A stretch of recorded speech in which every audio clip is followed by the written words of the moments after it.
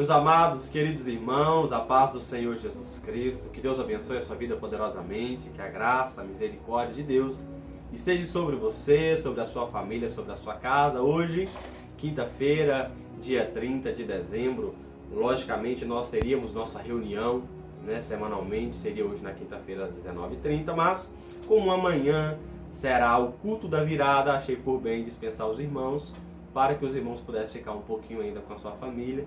E amanhã você, junto com a sua família, está conosco no culto de virada. E eu já conto com você e a sua família amanhã, às 21 horas, culto de virada, para a glória de Deus. Vamos adorar ao Senhor juntos, compartilhar dessa comunhão para a glória do Senhor. Meus amados, nessa noite, eu quero trazer uma palavra ao nosso coração, uma palavra bem rápida, não quero me alongar ou prolongar muito, que se encontra lá em Mateus, capítulo de número 27, 50 e 51. A palavra de Deus diz o seguinte, E Jesus, clamando outra vez com grande voz, entregou o seu espírito. Eis que o véu do santuário se rasgou em duas partes, de alto a baixo. Tremeu a terra e fendeu-se as rochas. Essa palavra que nós lemos vai narrar, demonstrar e nos mostrar acerca da morte de Jesus, quando ele acaba de entregar o seu espírito e de fato assim, o fôlego de vida dele na terra se cessando por esse período. A palavra de Deus diz que o véu do templo se rasgou. E o véu do templo nós sabemos bem, estudamos bem, temos o entendimento. Dentro do tabernáculo, dentro do templo, havia o Santo dos Santos. E o que separava o Santo dos Santos dos outros cômodos das pessoas era o véu, porque era um cômodo separado, porque dentro desse cômodo ficava a Arca da Aliança. A arca que simbolizava a presença de Deus. Aquele povo não podia entrar no Santo dos Santos, porque eles não aguentavam a presença de Deus. E fulminantemente, naquele exato momento, se eles entrassem, eles morreriam, porque ali era o lugar onde a glória de Deus estava representada. Era o lugar onde a glória de Deus estava. Então o ser humano até aquele momento não tinha condições alguma de se achegar a Deus diretamente, de ter um contato direto com o Senhor. Mas isso mudou na cruz com Cristo Jesus.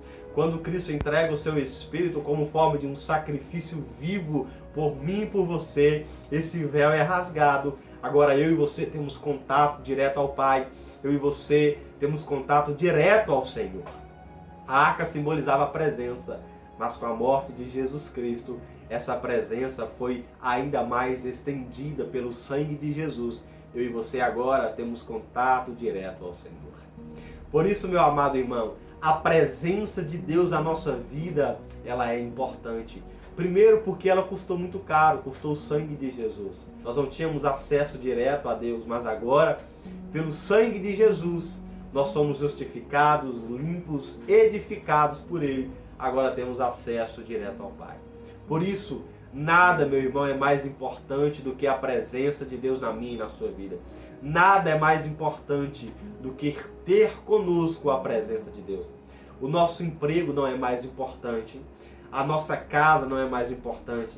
As coisas desse tempo presente não é mais importante do que a presença de Deus.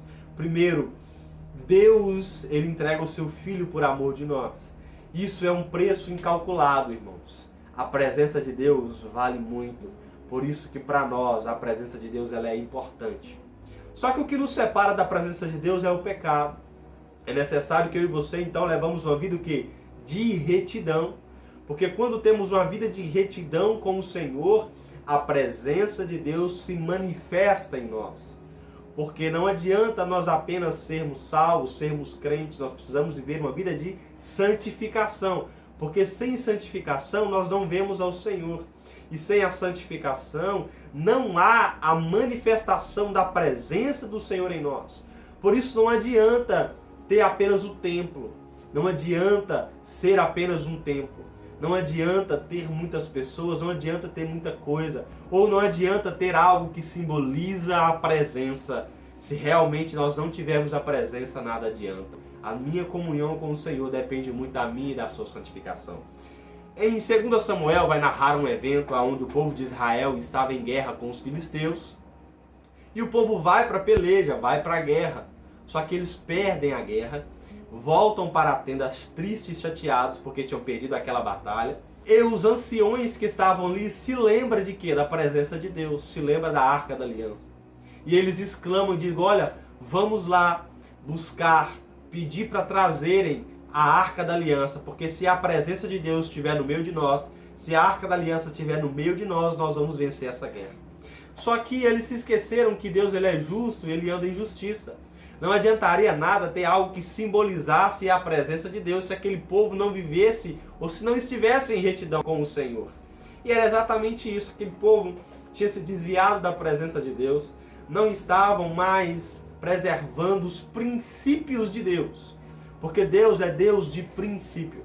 E aí os dois sacerdotes que ficaram incumbidos de trazer a Arca da Aliança também já haviam sido rejeitados pelo Senhor. Ou seja, não adianta nada vir sacerdote, vir a Arca da Aliança, nem mesmo se eles quisessem trazer o templo, não adiantaria de nada. Porque uma vez que nós não estamos ligados direto com o Senhor pela santidade, pela santificação, hoje por intermédio do sacrifício de Cristo Jesus, não adianta nada. Naquele tempo, o povo estava desviado, o povo estava praticando coisas que não agradavam ao Senhor.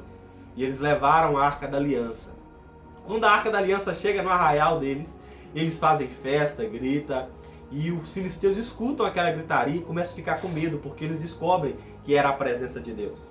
A presença de Deus para o inimigo causa medo. A presença de Deus para o nosso adversário causa medo. Só que eles, diante a gritaria daquele povo, disseram, vamos lutar como nunca lutamos, para não virarmos escravos. E aí eles foram na peleja contra o povo de Deus. E resultado, eles venceram o povo de Deus. Por quê? Porque Deus, embora o símbolo da presença de Deus estava naquele lugar, Deus não estava com o povo na batalha. Para que Deus esteja conosco na batalha, é necessário nós guardarmos os princípios do Senhor. É necessário nós guardarmos a verdade do Senhor.